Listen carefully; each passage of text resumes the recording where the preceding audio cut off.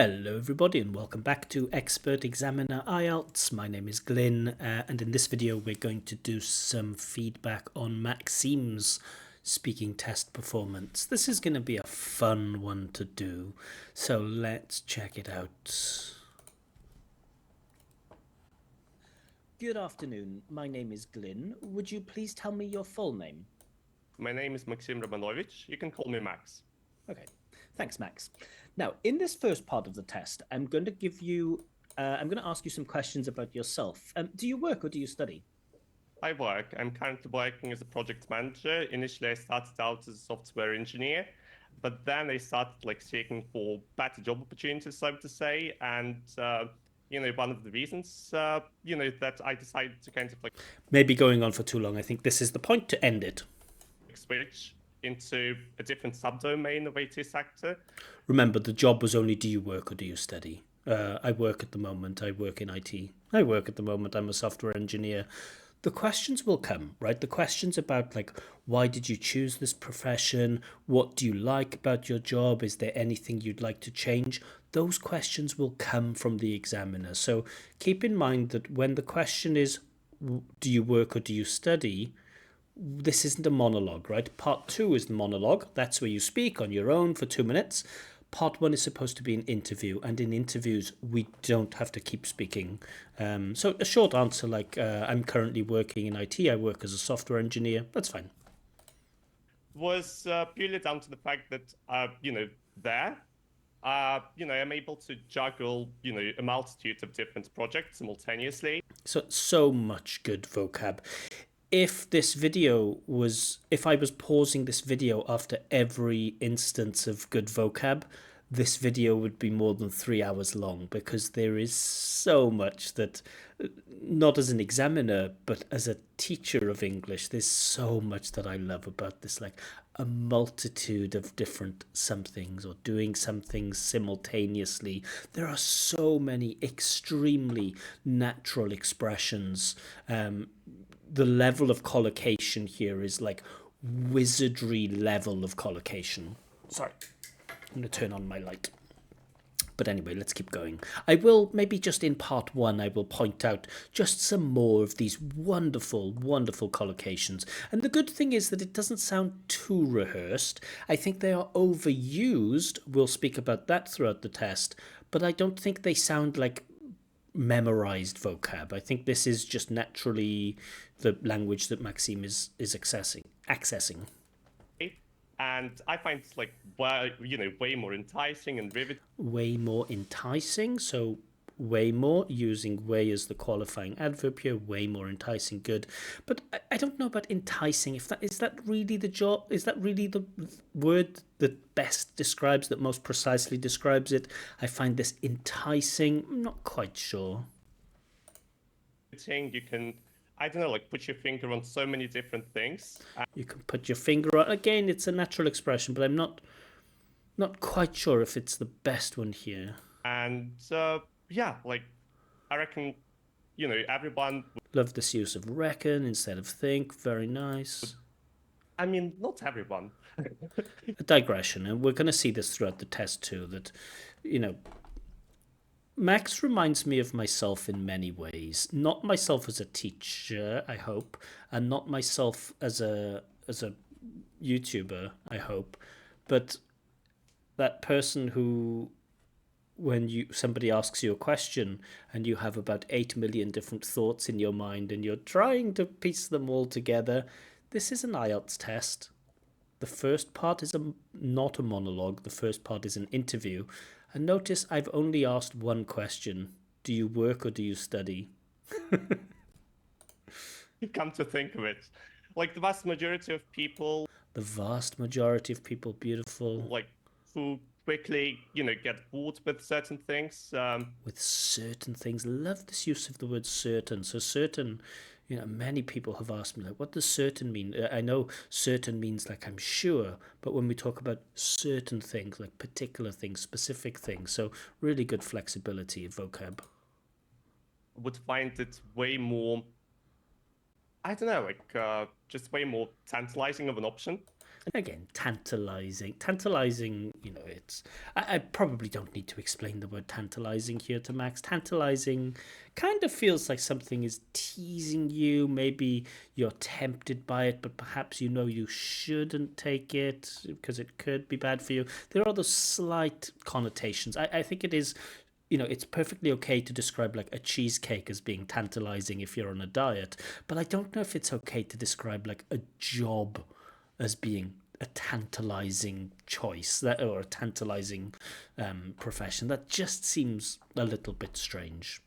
And again, I know I had my little blurb at the moment, but we're 2 minutes in. Probably what time did the test start?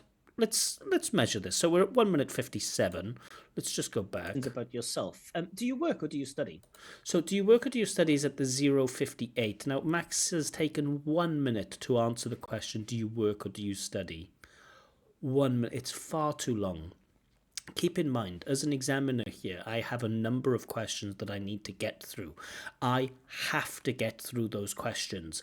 If I don't get through those questions and the senior examiner checks my test, that senior examiner is going to come down on me and say, hey, what's going on? You didn't answer these questions. And I can't say, but the candidate didn't stop talking. It doesn't matter. I have to get through a range of questions. It's an interview. I have to do that. So at some point I will start, I guess, interrupting Max, but let's continue. I work. I'm currently working as a project. Love this just phoneme of work. So many people find it difficult to get that vowel sound. Work. I work. It's just, it's such precision. Again, wizardry level of phonetics. Manager. Initially, I started out as a software engineer. Initially, I started out as perfect. But then I started like seeking for better job opportunities, so to say, and love these little fillers, you know, I mean, so to say. You know, one of the reasons, you know, some people worry about the use of you know, but I remember there was a David Beckham video where he was being interviewed, and I think he used the word you know like something like, I don't know, 20 times in a 60-second interview or something like this. So it's a natural disfluency, and I don't think it gets in the way of his speech. That I decided to kind of like switch. Decided to, so connected speech there, not decided to, but I decided to kind of switch. I decided to kind of switch. Decided to. There's little bits of connected speech that many people don't notice. Examiners, when you're judging between, you know, pronunciation level 9, level 8, or band 9, band 8, these are some of the things you take into consideration. And again, it's just right on the money. Into a different subdomain of IT sector. Again, a subdomain. Ah, beautiful. Was purely down to the fact that, you know, a couple of times he's used this to the fact that I really like the fact that in speech. I don't like it so much in writing, but in the speaking test, the fact that is great. Yeah. We often use it when we need a noun, right? And the grammar construction requires a noun, but we want to use a clause. So due to it was raining, we can't say, but due to the fact that it was raining, or it was because of I was late, because of the fact that I was late. So the fact that acts like a bridge between a construction that requires a noun and a clause. But anyway, this is getting a little bit too grammatically technical. We don't need it. Let's go on. You know, I'm able to juggle, you know, a multitude of different projects. We've had that, right? I think we've had a multitude of different projects simultaneously. And I find it's like, you know, way more enticing and riveting. Oh, we are rewatching. I should go to 1 minute 57. Terribly sorry about that. I've gone back through old ground. Let's keep going. For a long time. So have you been working here for a long time? Now we're at 2 minutes. Let's see if he can keep this answer short. I mean, to be completely honest with you, I haven't really And again, this, like, to be completely honest with you, that's fine. Yeah, the question, sorry, was, are you planning to stay in this job for a long time? So yeah, to be completely honest with you, I haven't thought about it. Fine. Saying the idea of, like, I don't know, like changing jobs. At the moment, I know he overuses I don't know, but I love the way that he says I don't know. They have this assimilation, the T drops. I don't know. I don't know. I don't know. I don't know. And there's even the I, which is very British. He has a very British accent. I don't know. I don't know. It's very nice.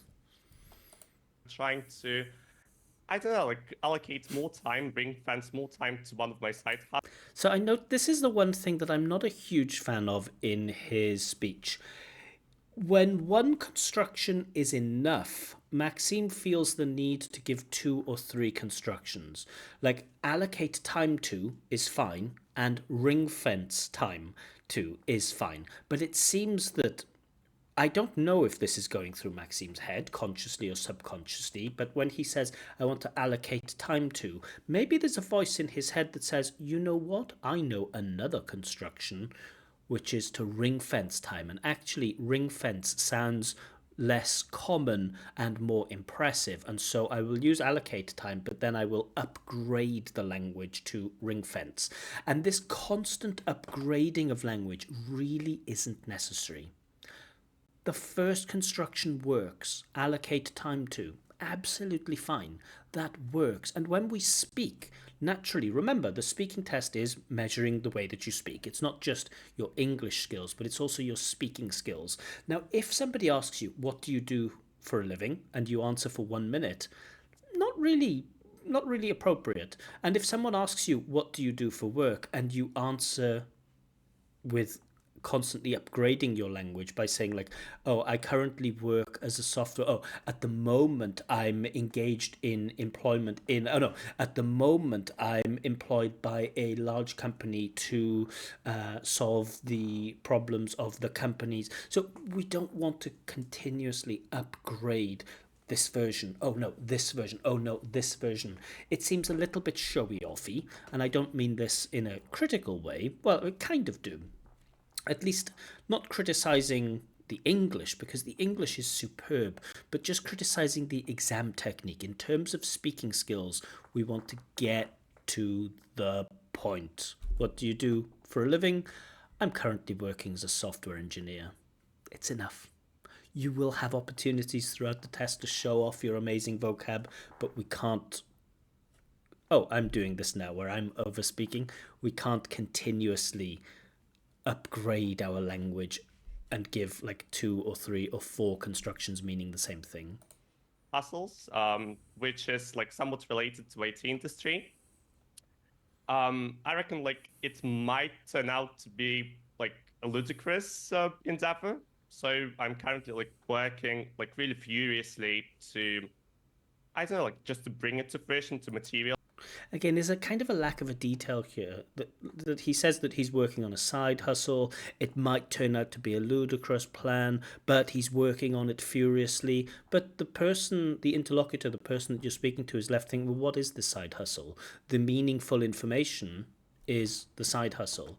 And that's not the information you're giving. It's like when someone says, what are you going to have for dinner this evening? Oh, I'm going to have something that's going to be absolutely scrumptious. It's going to be so delicious. I'm going to spend so much time like marinating this stuff, and then I'm going to put it in the oven at just exactly the right temperature. And when it's ready, I'm going to take it out of the oven, and then I'm going to wait until it's the perfect heat. And then when I bite into it, it's just going to be like an explosion of sensations on my tongue. Yeah, but what are you going to eat? You still haven't answered that question. So there's so much talking around the subject in order to show off this wonderful language that you have. But the detail, what is that side hustle, is never mentioned. Realize all of these plans of mine. But the All thing right. is, like I'd like- deviations like this. So I have to interrupt. So now he's at 40 seconds. His first question took him 1 minute to answer. His second question took him 40 seconds to answer. So I have to interrupt. Have to interrupt. Sorry, I'd like to move on now and talk to you about technology. How often do you use a computer? So 2 minutes and 46. Now, a normal answer to this is, yeah, I use a computer every day. As I mentioned before, I work in IT, so of course I use a computer, but in my free time, I try not to use a computer so much. Right, that's an absolutely fine, suitable answer. On a daily basis, it's a part and parcel of my job. Like Cool, part and parcel of my job again. Wonderful collocation. to use it, you know, it's the type of equipment that I can't just weasel my way out of using. Again, on a daily basis, it's part and parcel of my job. It's the type of equipment I can't weasel my way out of using. All of these are just have the same function that says I use a computer often. But again, Maxim has so much good language that he's not satisfied with saying on a daily basis. He feels that he needs to say the same idea multiple times. And yeah, like I reckon, it's pretty vital for me The same thing. to, be adept, at technologies, using it, have a way with different software programs. Be adept at doing something, have a way with doing something, two constructions that mean the same thing. Because they're indispensable. And they're vital, they're indispensable, so much repetition of ideas. On top of it all, like they also allow you to create, so many different things that, yeah. And do you use a computer much in your free time? Well, at least the answer was a bit shorter this time. Still rather long, though. I think it was still 40 seconds-ish or 30 seconds.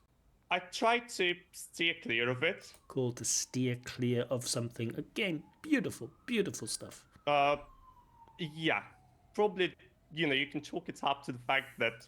Chalk something up to, and then again we get the fact that, because chalk something up to something, or chalk something up to the fact that plus clause. It's really, really wizard level. I get like quite sick and tired of like looking at my screen, and sometimes it feels as if like I'm stuck in a rut. So like when I'm using it all the time. To be stuck in a rut. I didn't quite hear that.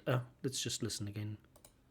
And sometimes it feels as if like I'm stuck in a rut. So like feels as if I'm stuck in rut.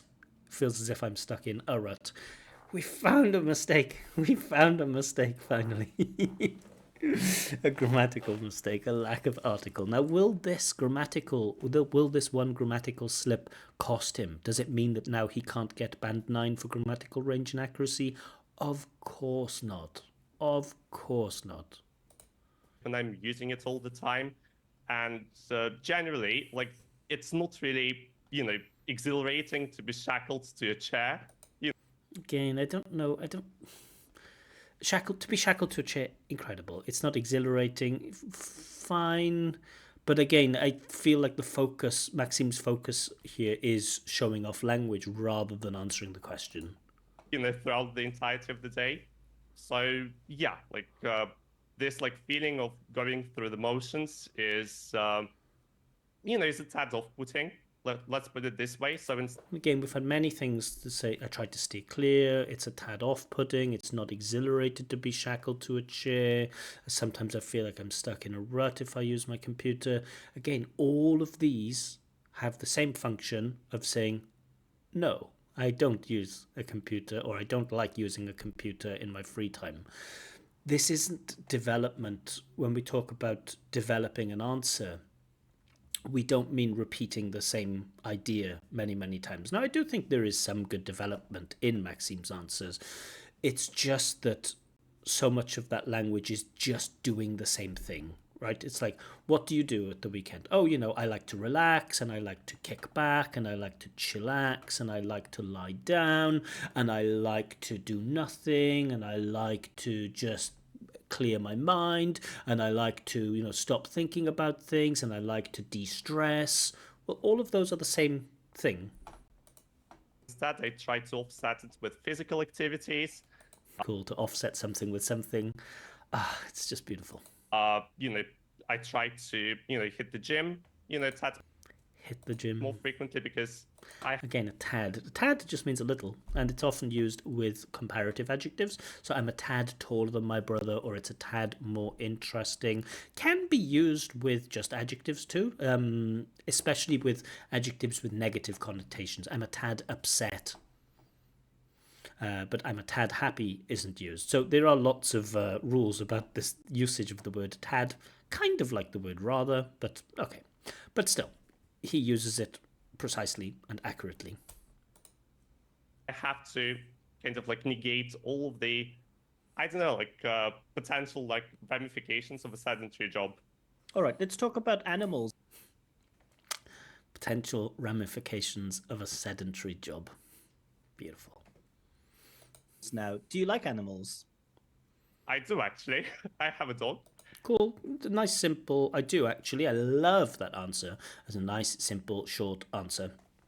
Also, he's using the word do as substitution here. He's using the word do to replace the verb phrase like animals. Do you like animals? I do, actually. So it seems very simple, but this is actually taught at C1, this ellipsis and substitution. We teach it at C1. I do, actually. Have you been to Spain? I have, actually. Can you swim? I can, actually. Did you go on holiday last year? Oh, I did, actually. And being a pet owner, I must say that animals. Nice participle clause. Being a pet owner, I must say, showing cause and effect. Because I'm a pet owner, I must say. Cool.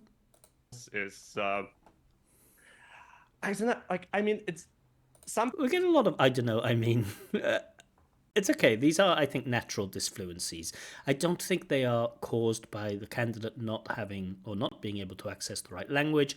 I think Maxim's brain is probably rather chaotic, at least when he speaks English, probably when he speaks his first language too. I think it's a person that has a lot of ideas about a lot of stuff. Now, that's absolutely fine in life. It makes for an interesting conversationalist if you're hanging out in the bar. I'm sure it's great to have to speak to Max for 3 hours. In a 15-minute IELTS exam, we have to adapt to that, and we have to make sure that our responses are appropriate in terms of time, in terms of detail, in terms of how we develop them. Yeah, let's keep going. Some people deem it to be some sort of a stepping Deem something to be nice. stone, or I don't know, a catalyst. Again, it's a stepping stone. Can I upgrade it? Or a catalyst? There's just too much of this. That you have to resort to before actually, take the plunge and start having. Taking the plunge. There we go. That I mentioned to Max after the test that there was one grammar mistake that I noticed, and it was something about a gerund or infinitive. Let's listen to it again. Before, remember, after before we can use a clause before you do something, or you can use a gerund. So before leaving the house, I always lock the door, or before going to bed, I always brush my teeth. But just listen here. Resort to before actually, take the plunge and start. Before actually take the plunge. It should be before actually taking the plunge. Now, I think if Maxim watches all of my videos, he will also find that I have some grammar mistakes too, because this isn't because I don't know English very well. It just is a law of probability that if you speak, if you have high enough volume, if you speak for long enough, you'll find a mistake. And that happens with L1 users, native speakers. It happens with L2 users, non-native speakers. Mistakes do happen from time to time, so nothing to feel bad about. But yes, we found a mistake before taking the plunge. I have to say, take the plunge, very nice. That's having kids, right? And in a way, it is true. But the fact that they're so reliant on humans. And keep in mind, this question is, do you like animals? And look how far we've gone. Is what makes them quite vulnerable. But once again, I'm getting, that sidetracked. I'm getting a tad sidetracked. I think this is very nice language, a tad sidetracked. This downplaying, the opposite of exaggeration. This is something the British do a lot, where if somebody's very, very poor, they might say, yeah, he's not the richest person in the world. Or if somebody is not very smart, you might say, yeah, she's not the smartest person I've ever met. And Max is doing this. I'm getting a tad sidetracked. A tad? Mm-hmm. I like animals. And how often do you go to the zoo? So I'd really like to end it here. I'd really like to end part 1. I think it is time to end part 1, but I have to get through some questions. So I have to ask one more question. How often do you go to the zoo? A little bit of maniacal laughing, I would say. Let's just watch this response one more time. I like animals. And how often do you go to the zoo? Well, I mean, I can't recall the last time I was there, so definitely not. I can't recall the last time I was there. I prefer go instead of be. I can't remember the last time, or I can't recall the last time I went there, but was there is fine. As much as I would like to. And that's a fine. That now finally we get a short answer. Okay, thank you.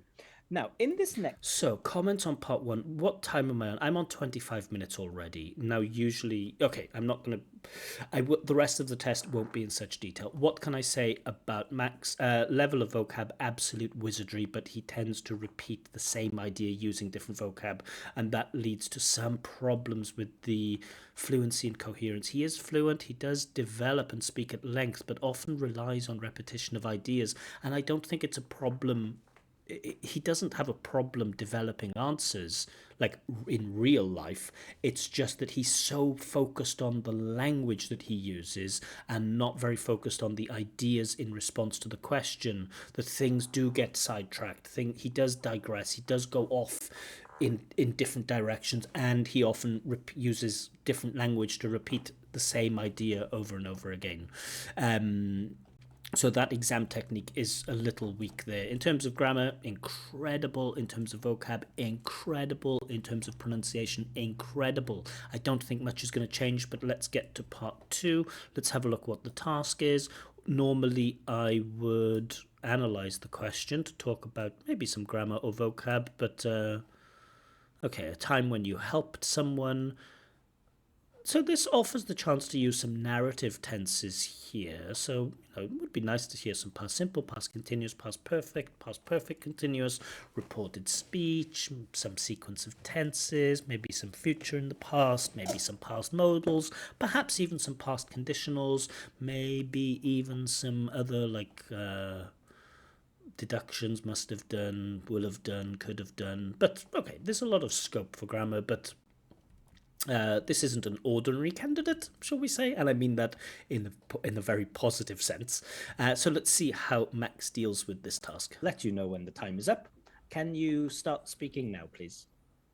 All right. So I remember one time, when one of my colleagues was just completely inundated with a gazillion of different tasks at work, and a gazillion different tasks, not a gazillion of different tasks. He was essentially stretching. For those who don't know, gazillion is a made-up number, like million, billion, trillion, gazillion. Very natural. Himself too thin at the time.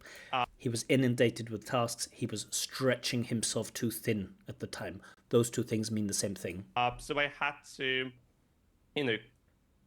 come to his help, and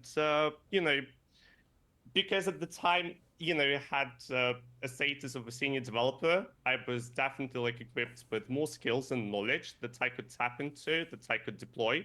That I could tap into, that I could deploy. Two things mean the same thing. To, iron out a lot of his problems. Mm-hmm. So eventually, it turned out really great. Everything turned out well. Detail. What? So he was inundated with tasks, but this just feels general. Like what kind of tasks and how did you help? You just said that you helped him, but how did you help? It's still not immediately clear. You said he had a lot of tasks and you helped him, but what did you do? I was able to, what would you say, take a lot of weight off his shoulders. Okay, but again, that's a general thing of just saying I helped him, but what did you do? So an example might be, similar example might be, okay, about 10 years ago, I was working at a language school and one of my colleagues had just a crazy schedule. Poor guy had to work every morning and, it wasn't like a class in the language school, but it was actually an out call. So the teacher had to go to the student's office every morning, and I said to him, dude, let me take your Monday and Wednesday class, because I didn't have a lot of morning classes at the time, so I offered to take those classes, and he was really happy about this, right? I've mentioned specifically how I helped him. I haven't just said I helped him, I've shown how I helped him, instead of I took the weight off his shoulders, I got the monkey off his back, I helped to iron out the problems. specific details. How did you help? In terms of, once again, like the number of tasks that he was afflicted with at the time. He was afflicted with tasks. He was inundated. He was. There was one more. He stretched himself too thin. I mapped out some of the issues that he wasn't familiar with. Which issues? Detail. And generally. And we don't need technical detail here, right? We just want it so that I could go and tell my friend, like, oh, if my friend asked, how did Max help his colleague? I could say, oh yeah, there was a case where his friend had a problem with this, and Max, and then the problem went away. I reckon it was extremely helpful because he was really afraid to screw up at the time. Okay, but screw up with what? I managed to help him, Okay, you managed to help him, we know. How? Kind of desensitize himself to, the fear of failure when it comes to all of these things. I was, in a way I was mentoring him and Okay, still don't know exactly how you helped him. Do people actually realize how, I don't know, crucial it is? Actually realize. Sorry, there's a beautiful bit of grammar in here. In a way I was mentoring him, and seldom do people actually realize. Seldom do people actually realize. Inversion, very nice. Inversion with adverbs of frequency. I think inversion with negative adverbials. Maybe some books teach it this way. Anyway, it's taught at C1. Very good stuff. Seldom do people actually realize. Very nice. How, I don't know, crucial it is, to do all of these things, especially when it comes to. Okay, so we get the point, right? That Maxim's candidate was burdened with a lot of tasks, and Maxim helped him, and through this helping, he mentored him. And it's not often that people realize that it's important to mentor people, but I still don't know exactly what you did to help him. Newcomers in the industry. Yeah, and once again, if you do not do it, it might actually ricochet back at you. You have to really, I don't know, liaise with a lot of your colleagues. You have to liaise with your colleagues, sure. Okay. I mean, it is somewhat connected to his talk. And take a close look at what they're doing, especially if. But it feels like now he's talking about the importance of mentoring newcomers. And I don't know the importance of mentoring newcomers. I don't know if that's really directly linked to the question. It's certainly indirectly linked to the question, and you have seen the logical flow, how he got there, but I just think sticking closer to the question is better exam technique. The potential repercussions of this, of their mistakes. Okay, thank you. Yeah. So we didn't get much how you felt about helping this person. That language connected to feelings could have been exploited. But again, no, there's not much I can say that's negative apart from the same thing in part one. Coherence, or getting an answer that matches more directly the question, not repeating the same ideas with different language. Everything else is great. Grammar, amazing. Vocab, incredible. Pronunciation, fantastic, out of this world. All right, you've been talking about the time then when you helped someone. Yeah. Now let's talk about help. Oh, let's talking about, Glyn. Let's talk. Let somebody do something. Let us talk. Let's talk about, not let's talking about. Bad examiner. Helping others in society. How important is it to help others in society? Bit of latency, he's thinking. Bit more latency, so maybe a faster response. Even if you don't know the answer, we can verbalize our thoughts a little bit. And some more latency. I mean, it's an ambiguous question. Is it? How important? I mean, it is an ambiguous question. It's IELTS part 3. Pretty much all of the questions are ambiguous. Because if you take it, if you take both points to extreme, which is helping people is take both points to the extreme. Vital, and helping people is not important. You can justify all of them. Some of the points, One piece of advice I often give candidates is when you're answering a question, think of it like, how would 9 out of 10 people answer? And just choose that one.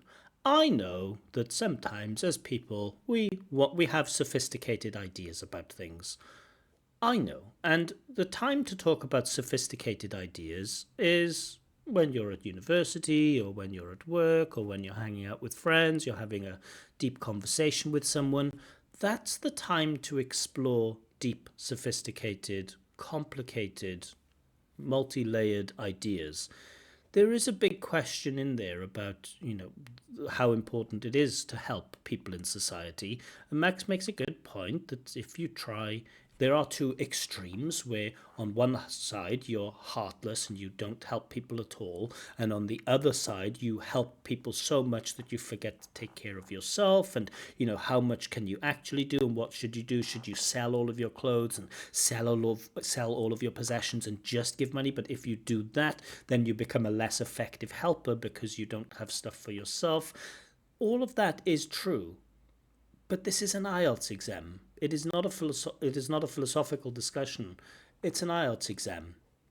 And so what we're looking for is just a clear answer. Yeah, I think it's very important to help people. In society there are lots of problems. Like, you could see like people who are homeless, or some even animals who are homeless. And I think if everybody was just a little bit kinder, the world would be a better place. I'm not saying that you have to do something amazing like donate all of your salary to some charity. But, if you see a homeless cat, you could give her some milk or something like that. And I think if everyone had that attitude, the world would be a better place. It's just a nice, simple, normie answer.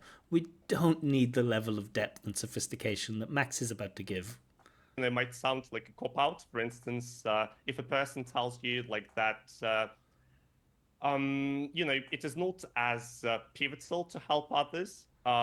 Yeah, like if you live, even if you live in a close-knit society, because you should prioritize your own life. Again, I'm not going to go into all of the vocab because there's too much to look at, but good stuff. And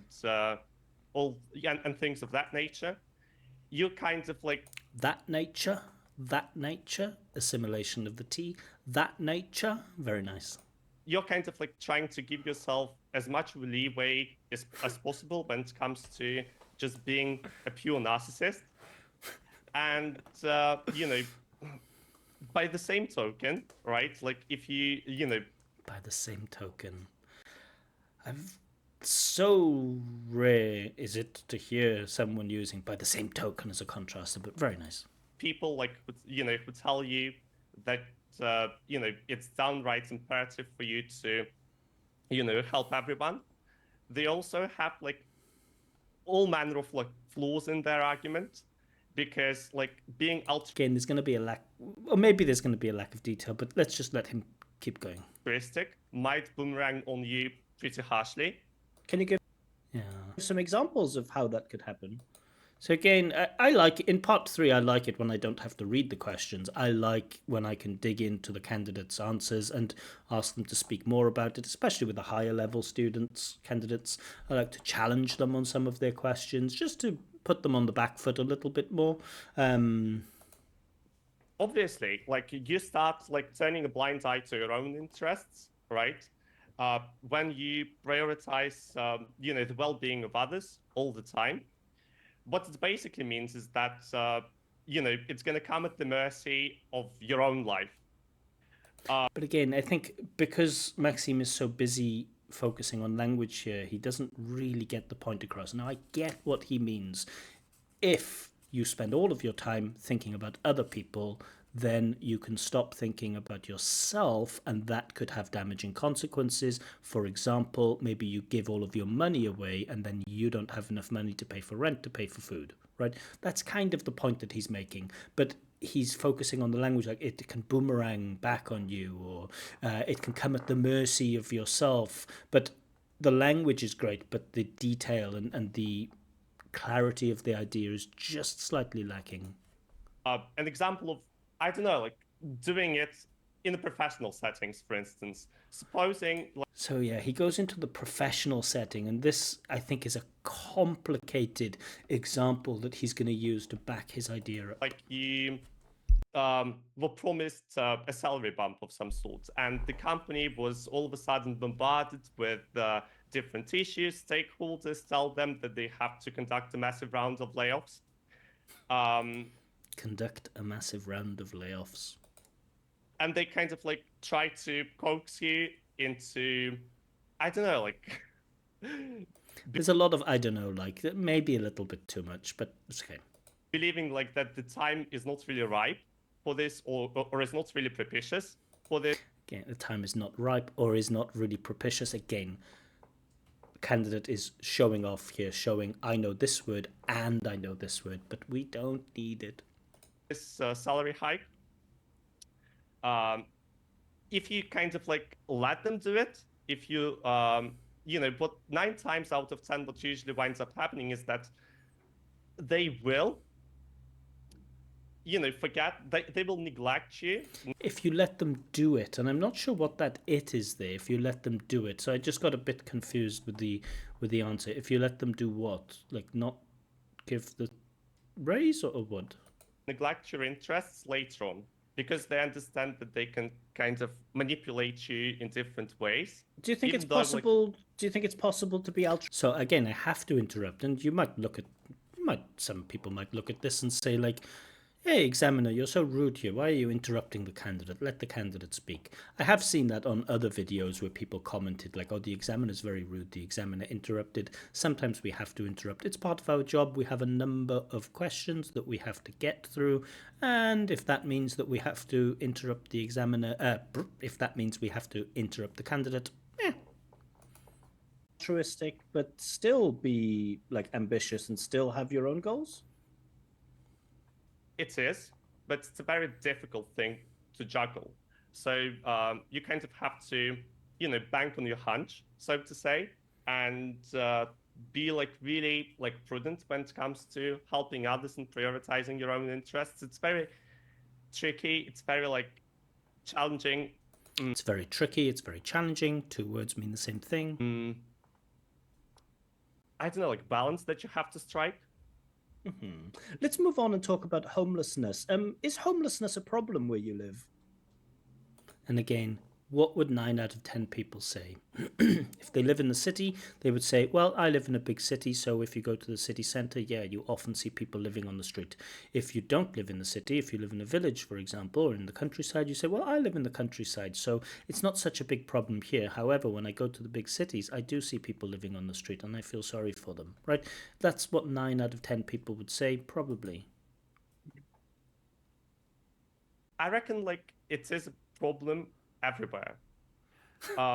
The fact is, like in some countries, it is more conspicuous, and in other countries, the governments try to, conceal it, to to hush it up, so to say. They try to conceal it, they try to hush it up. Again, Max isn't satisfied with using 1 lexical item to express his idea. He wants to use 2. And it seems, and I'm doing this now, I'm repeating my same idea, but I just want to keep pointing it out. Exam technique, 1 and done. Use 1 lexical item to explain what you mean and then develop. Right? And like that's usually what it all boils down to. Homelessness is a problem. Whatever the country you're in, like homelessness exists there. And you can, try to bury your head in the sand, so to say, and pretend as if like it didn't exist. You can present as if it didn't exist. Very nice subjunctive there. But at the end of the day, it does. And why do you think some people become homeless? You can put it down to a laundry list of different factors. Like there is like an overabundance of them. 2 lexical items for the same thing. Do you give some? Yeah, like just randomness, serendipity. Like some people. Randomness, serendipity, 2 words, same idea. People once again are being labeled. I guess you might look at randomness and serendipity as 2 kind of different things, but it's so similar. Their family gives up on them, or maybe they have no family at all that they can. No family at all. That's a very nice bit of internet. At all. All. at all, at all. I've tried to teach that intonation to a few students, like this type of They often have difficulties when there's like, it's not just rising or falling, but there's a at all. Very nice. Very, very nice. You know, that they can rely on. And They can rely on. Very British. so at some point, they're just, once again, like swamped with all of this, like problems, and they can't really rectify any of them because of Be swamped with problems, rectify. the sheer amount, because of the sheer number. So self-correction, they're recognizing amount versus number. Again, amount, while it's one of those mistakes where it's like in the GMAT, it's considered a mistake, but it's not really considered a mistake to use amount of plus singular nouns. You know, there's a large amount of people here. Of course, according to the rules, a large number of people, but a large amount of water, like singular, countable, uncountable.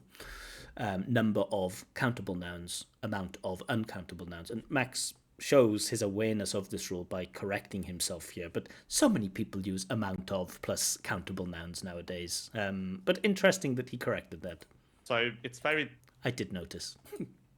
difficult to even get started, like when you end up in a situation like this.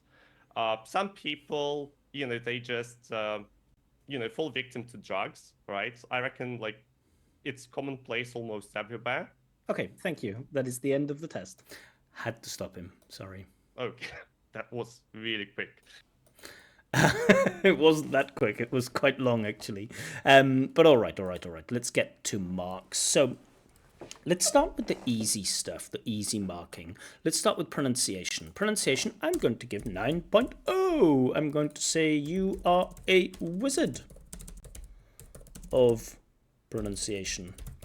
Full phonological range, connected speech, sustained, connected appropriate intonation throughout.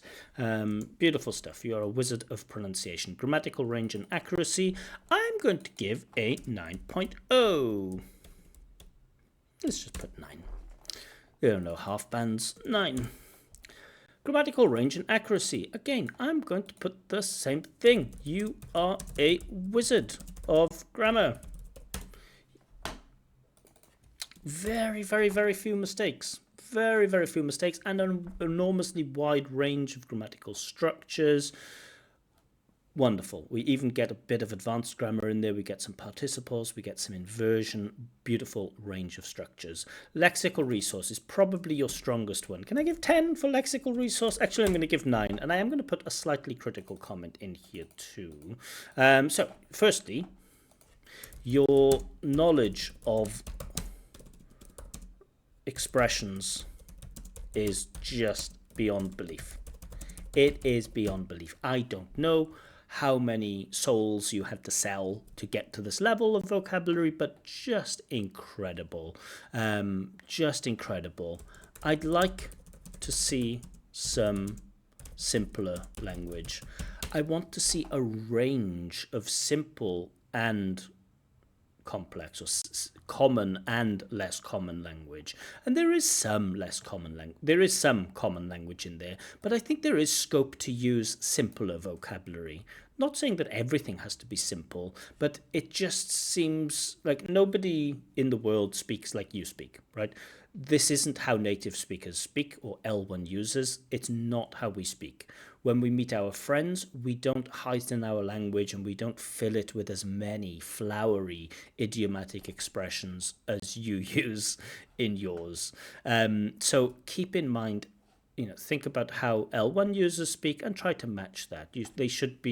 These wonderful expressions should just be like little decorations, but the foundation of the language should be generally simpler language.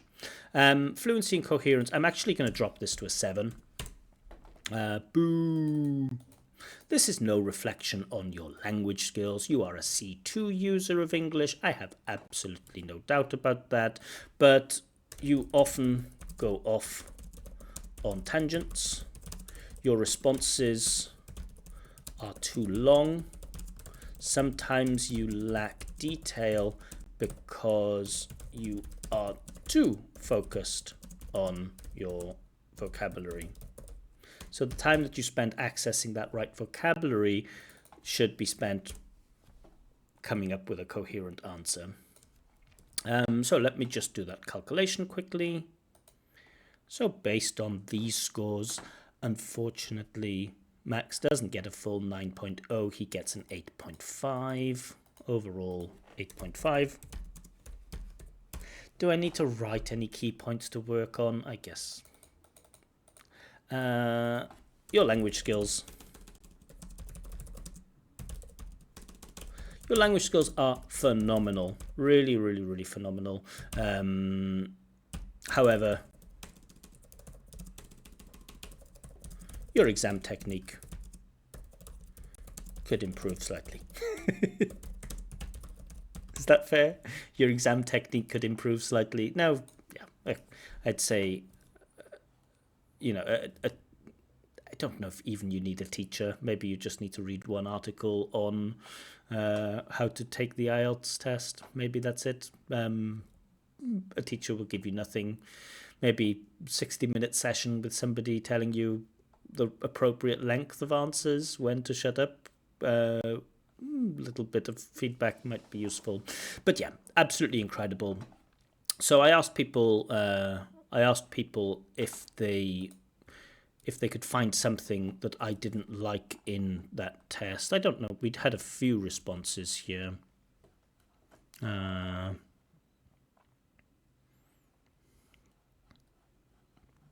Let's see. Sorry, this is a terrible thing to do at the end of the video, just to start looking at the comments.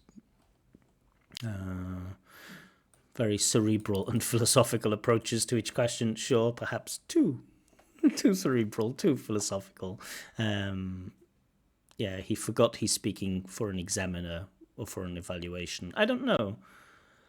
I don't know if he forgot that he's speaking for an examiner. I think it's the opposite there, that he's thinking too much that he's speaking to the examiner. Maybe he feels like because this is a test, the more language that he uses, the more constructions that he uses, the more idiomatic expressions that he uses, the higher his mark will be. Remember, the IELTS speaking test should be some kind of simulation of a normal, regular conversation. And I think if anyone met Max and that he spoke like that, most people would think, wow, that's quite an eccentric guy. His language choices are quite eccentric. Amazing, incredible, but a bit unusual. But anyway, it's 52 minutes. I'm glad that it didn't go up to 3 hours. Some absolutely incredible vocabulary, amazing pronunciation, wonderful range of grammar, a little bit of exam technique, and I think he'll get the 9.0 anyway, but a little bit of exam technique and he will guarantee the 9.0. But I will leave it there for now. Hope you enjoyed, and I will see you again very soon. Bye-bye.